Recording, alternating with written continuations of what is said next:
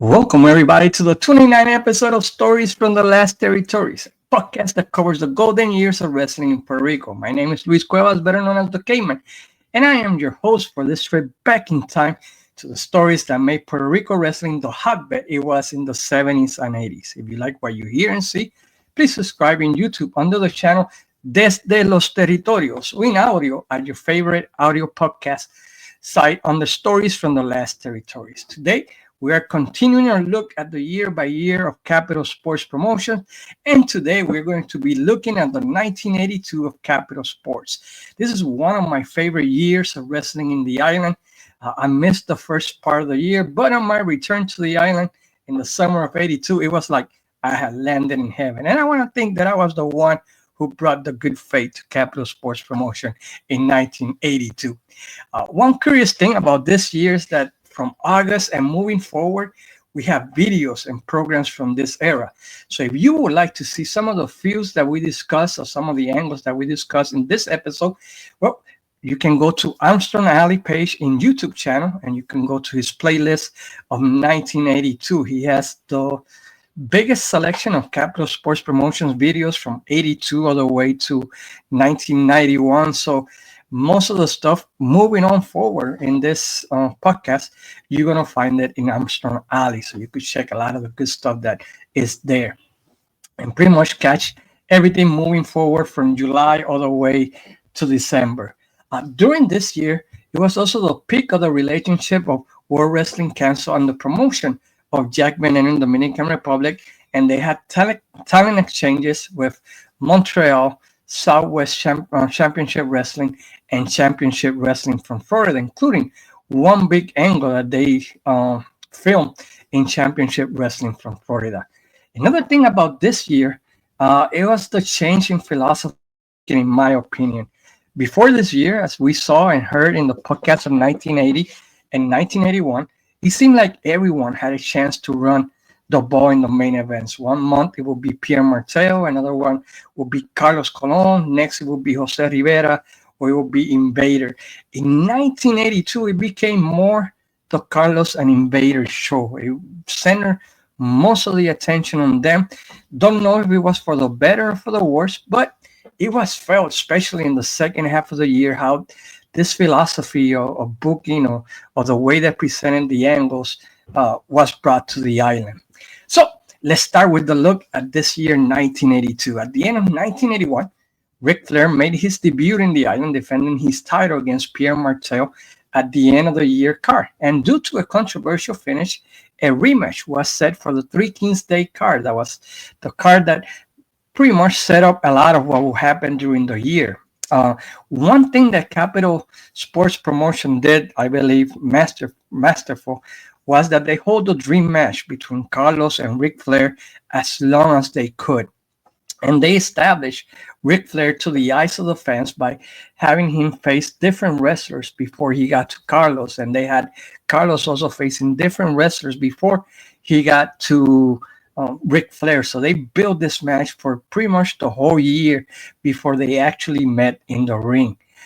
That card also saw the debut of a couple wrestlers that were going to be big part of 1982. Mongolian Stomper, Bobby Jaggers, the Kangaroos had a hold of the North American titles. The Funks, Terry and Dory continued to be the World Tag Team title holders. Carlos Colon was the Puerto Rican North American heavyweight champion before this card. The Three Kings Day card was held in Roberto Clemente Coliseum, and it was a complete sellout. And this was the card that set up pretty much the rest of 1982. In the first match, Johnny Rivera defeated Frank Savage. Mongolian Stomper, making his debut for a while in Puerto Rico, defeated Victor Jovica. Gamma Singh defeated Invader 2. The Fabulous Kangaroos, Don Kent and Bruno Becker, beat Tommy and Eddie Gilbert and retained their North American tag team titles. Jose Rivera defeated Bobby Jaggers, went to a double disqualification. Invader 1 and Super Gladiador faced Dory and Terry Funk in a non-title match that was also a no DQ. And then in the main event, Carlos Colon defeated Hans Mueller to retain the Puerto Rico Heavyweight Championship. And in the main event, Ric Flair drew against Pierre Martell in a 60-minute draw that they say was one of the greatest matches of Ric Flair in the island. Sadly, there's no video of that one. The next day, Ric Flair and a lot of the wrestlers from Capital went to the Dominican Republic that saw Ric Flair and Jack Veneno finish in a disqualification and Carlos Colon beating Relampago Hernandez to defend his North American title. After his debut, Mongolian Stomper kept beating everyone in the ranks until he finally reached Carlos Colon, and they had a match in February 6 where Mongolian Stomper defeated Carlos Colon to become the new Puerto Rico heavyweight champion, and the chase of Carlos to recover the title began, with Carlos battling Mongolian Stomper in all kinds of matches. But this was not the only problem Carlos Colon had, as his mortal enemy, Abdullah the Butcher, also came back to the island, having Carlos to deal with both monsters at the same time. It was 1 week Mongolian, 1 week Abdullah, sometimes in a tag team. Carlos recovered the title in March, but both Mongolian Stomper and Abdullah the Butcher were both being in singles or in tag teams, continuing to beat up Carlos Colon, who tried with different tag teams to defeat the two giants, into finally looking for an old friend, Jose Rivera, with whom he had made the pareja dinamica, the greatest tag team ever in the history of Puerto Rico into that time. And he had won all the tag team titles in the island to join him for one last run against the two big giants, Abdullah the Butcher and Mongolian Stomper. And this set up a series of matches. And it was kind of similar to the angle that they did in 1984 with Abdullah and Carlos Colon. But this time it was La Pareja Dinamica back together. And they recover and they gain revenge on the two big giants, Mongolian Stomper and Abdullah the Butcher.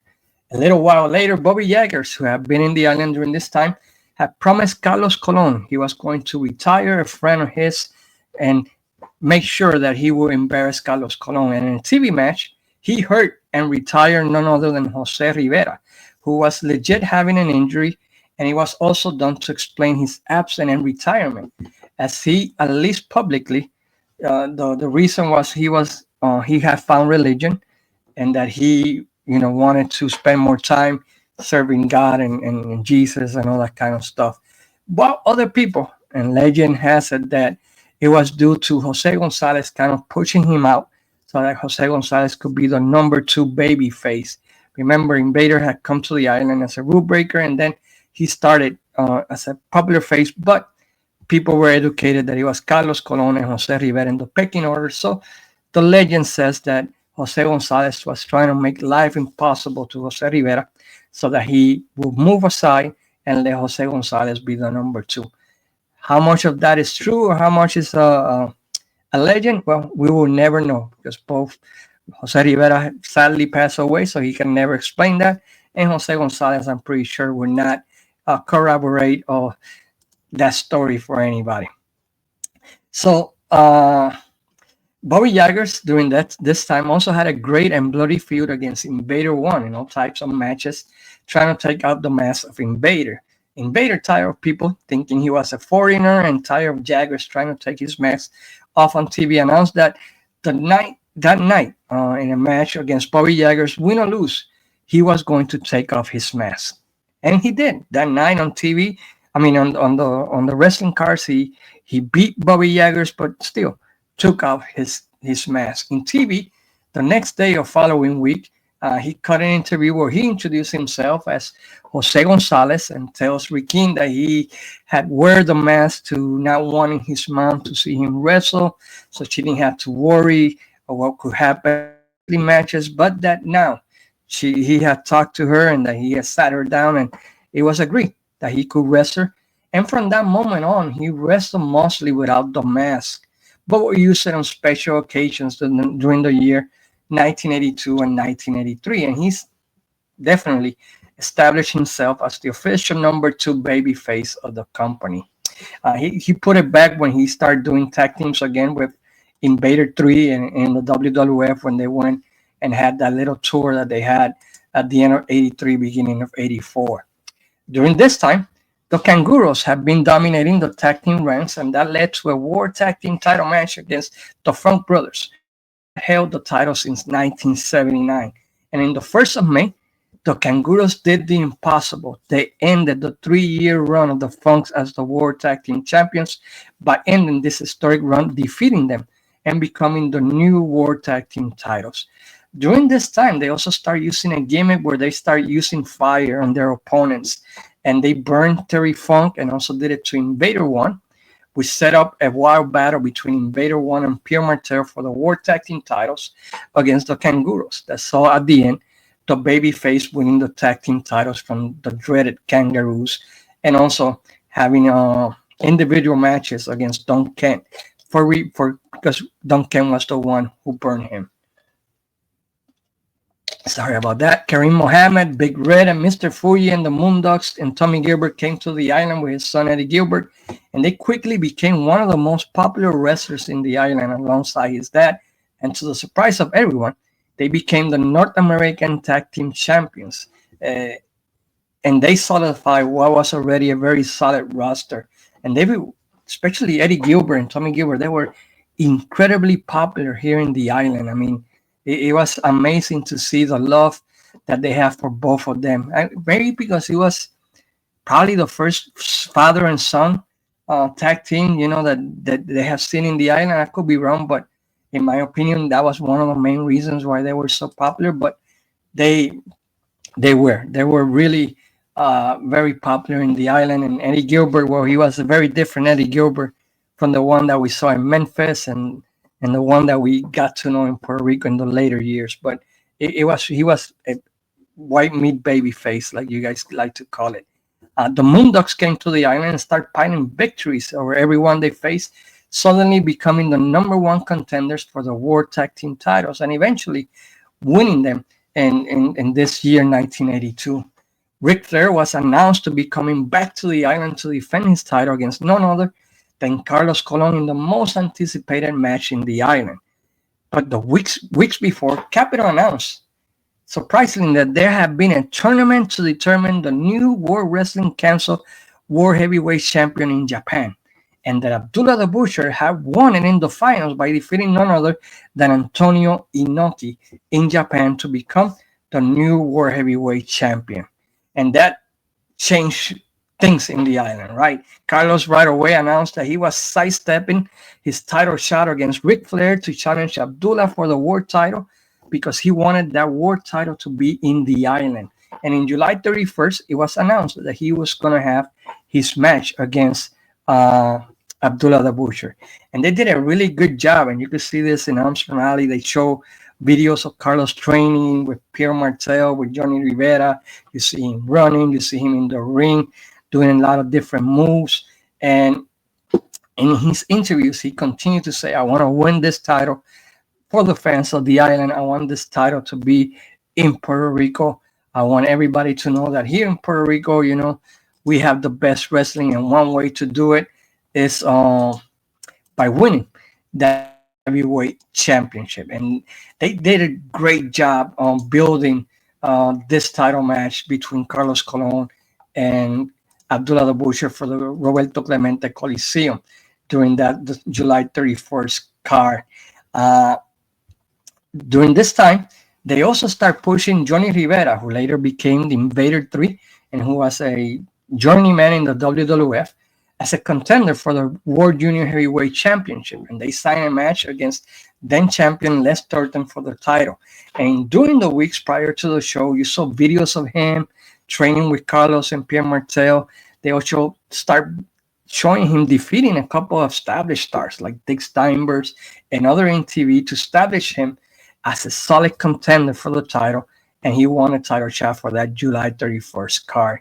Before the big card, there was a great world title match in the TV tapings that you can see in Armstrong Alley between Abdullah the Butcher against Big Red. Yes, you heard me right, Big Red. That I believe everyone should see. It was a fun little 5-minute match with fans going crazy for Big Red. The studio fans were jumping up and down every time Big Red would beat up Abdullah, and he had Abdullah on the ropes, but then he made a mistake, of course, and Abdullah took over and won. But those 5 minutes is a fun little match that I think everyone should check out. And if you got the chance, check it out because it's pretty good.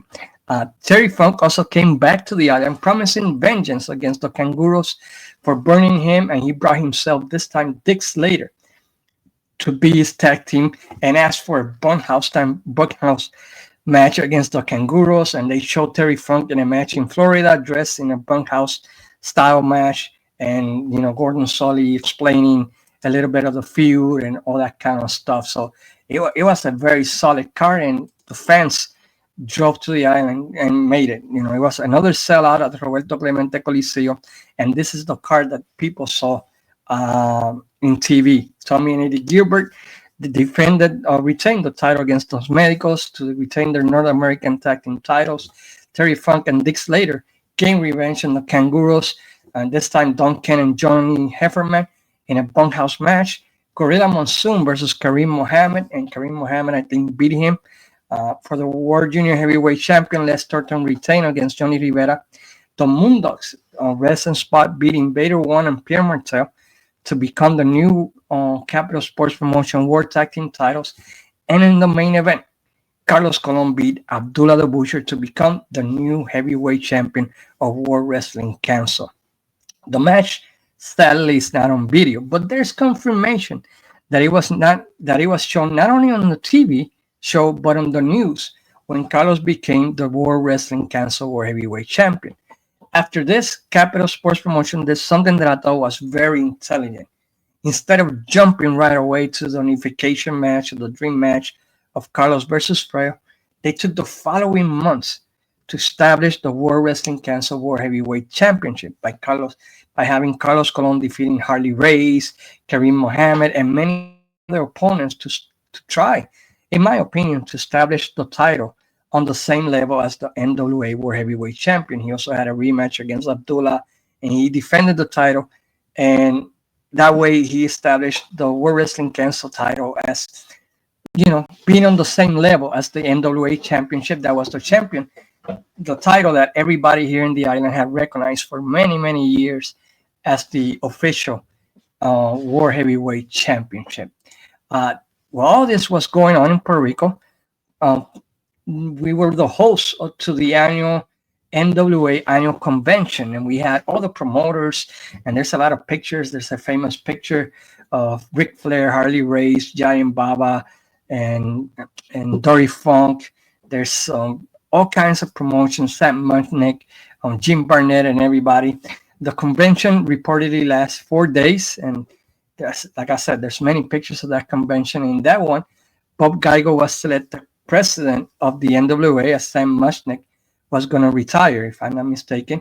And an All-Star Wrestling show was held while the visiting dignitaries were in town, and that would have been super cool to see all those promoters and all those big wrestlers in the luxury suites of Iran Bison, to see a card with Carlos Colon versus Abdullah the Butcher, Ric Flair versus the Invader, Les Thornton versus Dick Steinbrook, the Briscoe brothers versus the Moondogs, Pierre Martell versus Dory Funk, the Kangaroos against the Assassins, Charlie Cook versus Kareem Mohammed, Joyce Gable against Velvet McIntyre. That would have been pretty cool to have gone to that card and see, Vern Gagne and Giant Baba and all those people somewhere in attendance in that card. According to the website Legacy of Wrestling, a change was made in that convention besides naming Bob Geiger as the president. And it was that the titles could change hands in a 2 out of 3 fall matches. I didn't know that before that. They couldn't change in that. But this one, they mentioned that the titles can change hands in 2 of 3 fall matches. I don't know. I never heard that one before until I started doing research for this episode.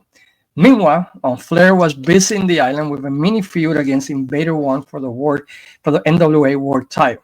During this time, Invader on TV said he was going to take some time off to train for this match against Flair because it was a very serious challenge, and that the dream of every wrestler was to become World Heavyweight Champion, and that how great it would be to have both the World Wrestling Council and the National Heavyweight Championship in the island. And they had an interview with Ricky Sanchez and Invader. They're talking about the importance of the NWA title. I mean, they did a fantastic job in establishing, that's the goal, being the world champion. And the first match happened on August 28, 1982, with all those uh, luminaries of the NWA in attendance. And in that match, at the end of the match, the referee was knocked down, and shortly after that, Invader threw Flair over the top rope. But the match continued, and then at the end, Invader put the sleeper hold on Ric Flair, and another referee came down and he put Ric Flair to sleep, and it looked like we had a new NWA World Heavyweight Champion. But the original referee came in and explained that while he was out on the floor, he saw Invader throwing Flair over the third rope and gave the title back to Ric Flair. They had another match that ended in no contest in Aguadilla, and this set up a rematch for the following week on September 4 with two referees, where Flair defeated Invader by the smallest margin to retain the heavyweight title.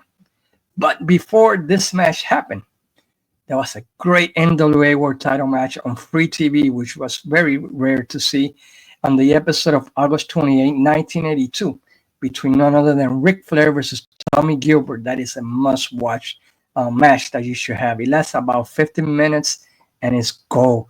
Ric Flair also on TV had another match with, I want to say, Jerry Finley. That was pretty good, but this one against Tommy Gilbert is beautiful. It's what kids nowadays call cinema. But it was very good. And finally, after all this setup, what we have been waiting since Flair won the title in '81, the dream match between Ric Flair and Carlos Colon. They had a couple inconclusive matches, both in Ponce and Bayamon, but the feud picked up and a match that was held at the National Stadium in Waterford, Barbados, West Indies, for the NWA title. And I remember as a little kid watching on TV. I remember, and that they would show it every now and then.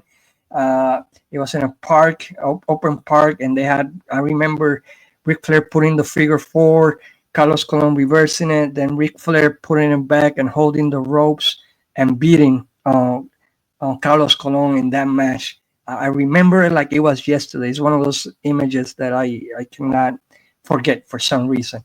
But I have never been able to find it. I'm pretty sure when I find it, it's not going to look anything like I remember. Like sometimes that happens. I don't know if that happens to any of you guys out there, but I know someone out there has it. And Flair defeated Carlos Colon to retain and became the number one contender to the World Wrestling Council, with Ric Flair now requesting a match between them.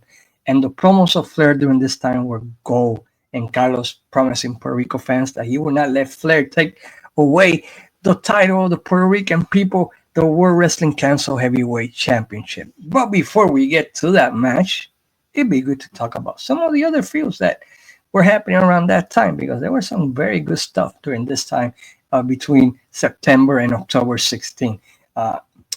For the one example, that's the feud for the World Tag Team titles that were going on to that card October. Pierre Martell during this time had started a tag team with a wrestler named Gino de la Serra that had come from the Montreal territory and quickly became a fan favorite tag team. And they started a feud for the Moondogs for the World Tag Team titles in all kind of matches with no conclusion. Dick Steinberg had become World Junior Heavyweight Champion, defeating Les Thornton. So he was defending the title in that card. And the other big angle for this October 16th card was an angle between Invader versus Dory Funk in Championship Wrestling from Florida program, where they were going to hold the contract signing. And it was an awesome angle with Golden Sully having Invader on one side, Dory Funk on the other side, and Barbara Goodrich, I want to say. No, not Barbara Goodrich, that's Bruce Brothers' wife. Barbara, who used to do the commentary and Florida Championship Wrestling. The name slipped my mind, but all you Florida heavyweight, Florida Championship Wrestling fans know who I'm talking about. But anyway, so Gordon Sully starts talking to Invader, and Invader's like, you know what, I talk a little bit of English, but it'll be nice if you can translate me the rules in Spanish. So they had Barbara translating the rules, and they had like a big thing with the skull and the dead thing, Texas Dead Match, and all the rules, and they explain each one of them. And Invader's like, cool, man, I accept, no problem. I got this, but I got one condition. Dory has to put the Puerto Rico Heavyweight Championship that he had just won which Dory Funk's like, please, I accept. And both signed the contract, and Gordon Soley starts reading from the contract. And I had seen this angle done in Florida before, and we're here, and I think Georgia Championship Wrestling, they did it where they reveal where the match was going to be held. And this time it was, well, he's like, well, Dory, you're going to be facing Invader in a Texas Death match in San Juan, Puerto Rico, in the Rambees. And Dory Funk's like, what the hell? No, no, no, no. It's supposed to be in Amarillo, Texas. And no, I'm going to fight him over there. But you know what? I challenge Invader right now to a fight right here and there because I can beat you anywhere. And then Invader's like, cool, buddy. Just, I'm dressed up real nice for this interview in Spanish, talking to Golden Sully. And Golden Sully, I guess, is just playing along because they didn't use Barbara anymore. But anyway, that's another story for another day. And give me a couple minutes to change and I'll fight you right now. And Dory's like, yeah, go change, because I'm going to beat you in that ring. And then when Invader's like walking away, of course, Dory Funk jumps him and beats the living crap of Jose Gonzalez, leaving him a bloody perp. You can check this on YouTube. It's wrongly mislabeled, as they say, it's Dory Funk and Invader contract signed in 1983, when in reality it happened in 1982. It was a very cool angle, and it showed, it was pretty cool to see a Puerto Rico angle in another TV show in the States. On the TV show in Puerto Rico, Invader talks about the legacy of the Dory Funks and Terry Funks and the dad in Texas Death matches, that he knows that they have never, ever, ever lost a Texas Death match, and that he knows that he's in for an almost impossible task. But that it was funny that even when I was in Florida, Golden Sully told him, I had never seen this in all my many years of covering pro wrestling, and you need to teach a lesson to Dory Funk for what he did to you in TV. So because of Golden Sully and because of the fans, he's going to do it and become double champion.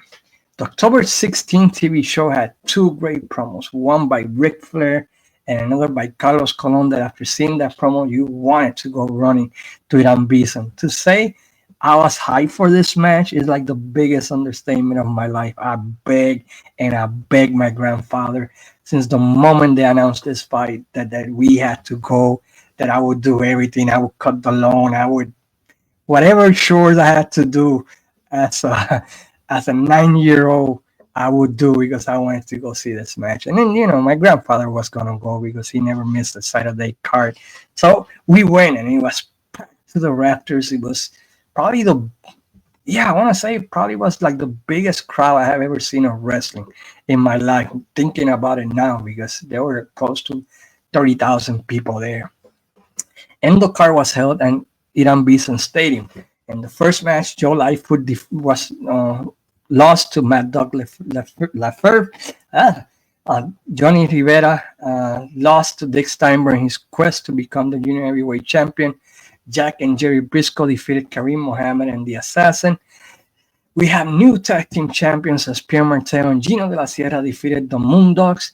Invader won, beat Dory Funk Jr. to become the North American Puerto Rican heavyweight champion when he put his tape fist and hit Dory Funk in the chest with his hard punch, and Dory Funk could not recover for the 10 count, and Dory Funk did a great job selling this hard punch. And after the match, while Invader was celebrating, Terry Funk came in and just beat the living hell out of Invader 1. He just hit him with everything, with boots, with titles, with everything that he could see. It was Terry Funk craziness at level 10. And he defeated, Invader 1, setting up the next angle of Invader against Terry Funk. And in the main event, in a match that is full on TV, full on YouTube, you could see it. There's a couple of versions of them, some with better quality, some with not so good quality. Carlos Colon defeated Ric Flair to retain the Capital Sports Promotion World Heavyweight title, or the WWC Heavyweight title. Like I said, matches are available on YouTube, and what this match did was put, in my opinion, in equal billing the world titles as equals, as Carlos Colon finally established the World Wrestling Council on the same level by defeating the current NWA champion, and this finally set up what became known as the unification matches. After this match, Flair took out a bounty on Carlos to not have to face him again. And on TV, in an interview while Carlos was talking, Mad Dog Lafleur came in and attacked Carlos with a chair, leaving him for dead and giving Carlos a feud into the next series of matches against Flair, something to keep him busy. Invader continued his war with the Funk brothers, in this case with Terry in a series of matches. There's a great promo by Terry Funk in the October 30 show that is a must watch, talking about Invader 1 and the fans in Puerto Rico. Terry Funk always did such a great job with interviews in Puerto Rico, and it was always fun to see Terry doing that. In a very surprise match, Jerry Briscoe defeated Dick Steinberg to become the World Wrestling Council Junior Heavyweight title on the November 6th card, and a new tag team came to the island called the Mercenaries, and they debuted and they start piling up victories and moving up in the ranks. They came, I believe, from Stampede Wrestling, if I'm not mistaken. Meanwhile, during this time, a wrestler debuted that will become one of the biggest stars of wrestling in Puerto Rico history, and I'm talking about King Tonga, better known in the States as Aku Omen. He debuted under the total tutelage of Hugo Sabinovich, and to say that he became an immediate star is an understatement. And he came in and he just took the island by storm. Even though he was a rule breaker, people were attracted to him in the sense of, wow, who is this guy? Because we had never seen a guy that strong, using martial arts, doing what he did in that style. It was just very different. He had the big afro. There was an interview where he came in and he was all by himself and he was doing the karate moves, and the King Sanchez like, please take this crazy guy out of here. And it was a great setting to set up that this guy was different than everybody else. They also start setting up his finisher as a Cobra Crush, but they will not show it on TV. They will put like a black circle around it, and they will tell you, "Oh no, this move is way too dangerous. You know, this is very dangerous for people, and we cannot show it to you. If you want to see it, you have to go to the arena." So right away, he had a mystery on him, like, wow, what is this move? And you try, as a little kid, to try to see under the black circle that they would put on TV, and then you would go to the cards, and it was like a Cobra Crush. Oh, Sonya Slaughter did that, but it just added to the mystique of King Tonga in the island, and he right away set his eyes on the Puerto Rico heavyweight title that was on the hands of Invaders, and both of them, the chemistry of them was really good, and they had a great feud with great matches. And it was pretty cool to see that feud, Invader King Tonga. They knew how to work together. It worked like magic. It's just one of those things where they could dance together really good, and they did. In the November 27 TV show, they had a match between Pierre Martell and Gino de la Sierra against the Mercenaries, and they ran an angle where they attacked Martell, hit him against the corner, and bloodied him. Martell tried to fight back, but the loss of blood was too much. Some way, somehow, he made the hot tag, and Gino fought the two Mercenaries while they took Martell back to the dressing room, and Gino fought, but it was just too much, and the Mercenaries took control. It seemed like Gino was lost, but I don't know where came Pierre Martell with bandage on his head and blood all over the place, like a house on fire, cleaning house, in a pretty cool angle to set up a feud between them. In December, we also saw the debut of Mr. Tempest and Scorpio, a Mexican tag team who quickly became World Tag Team titles. Joe Bonello, Gran Apollo came back from the Florida and Georgia territories. On the December 4th TV show, Hugo Sabinovich interrupted a Barrabás promo to tell Ricky Sanchez that Invader 1 will not be on TV today or in the card tomorrow. And Ricky is like, what are you talking about? We're interviewing him Barrabás, and Barrabás is like, I knew that was going to happen. Later in the show, Ricky mentioned that Invader had not shown up yet to the show, that they had called his house, and his family mentioned that he had left for the TV show a while back, but nobody knew where Invader was. Ricky does a masterful job explaining and setting up what came next. He mentioned what Hugo has said. He said that a comment by Barrabás had put the alarm on him that something fishy was going on. And later in the show, where he's conducting an interview with Joe Bonello and De La Sierra, You hear screaming from the studio, "Ay, Dios mío! Oh my God!" With Invader dragging his bloody brother like he was like he was like a cartoon show, you know. Maelo Huertas, whose Invader brother, was all bloody. His shirt was all over the place, and Invader just pulling him up and down like a little doll. And you know, and he's like, "I hope my mom's not watching TV. I hope that my mom never sees this. Oh my God!" But why then you showing your brother in TV in that condition? But that's another story. But anyway, so he's like, "Ay, mi madre, you know, no, nobody can do this." You know, how could Sabinovich and his army and King Tonga, they have no feelings because someone with feelings would not do what they did to my little brother. And you see this 2x4, and you know I'm gonna use it from now on because they're gonna pay for it. And in a later interview, he's saying, you know, tomorrow I'm facing King Tonga, and if you want to watch wrestling, do not come to the match. But if you want to see mayhem, if you want to see blood, if you want to see a killing, then come down. And I'm going to use this 2x4, and I'm going to teach Sabinovich and Tonga a lesson. And, you know, he's waving that 2x4. It's a pretty cool angle, you know, setting up the matches between King Tonga and Invader 1. Next week in the TV show, they show the ending of a match between King Tonga and Carlos Colon, where Invader came to the save of Carlos and dispose of King Tonga, leaving both baby faces in the ring with Hugo Sabinovich proceeding both to strip Hugo of his clothes and to finally King Tonga make the save. The end of the year cards had Carlos Colon challenging Ric Flair for the NWA title. Flair cut a promo saying that the NWA is obligating him to come back to the island to defend the title, but that he didn't really want to, and that set up the continuation of the unification matches. That match, I guess, went to a time limit draw. Invader and King Tonga face in a great match. Sadly, these matches are not on TV, and it's so disappointing. But I'm pretty sure that somebody has them taped somewhere. But 1982 was a fun year. Uh, the the build up to the NWA title match between Carlos and Ric Flair was a whole year building up. You got the funks going crazy. You got fire. You got everything you wanted.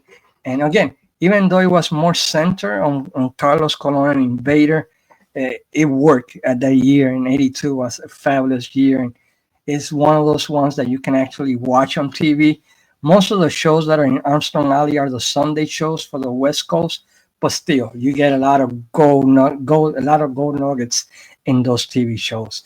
So I hope you guys like this look at 1982. Next, in 2 weeks, we're going to be looking at 1983, the year of the first anniversary card, and many other things that happened in that year, 1983.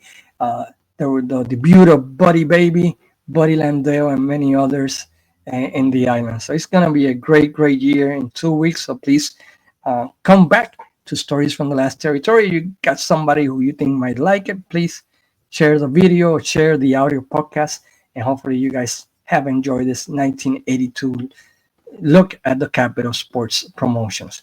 Into then, like I said every week, sayonara, amigos, and have a great day.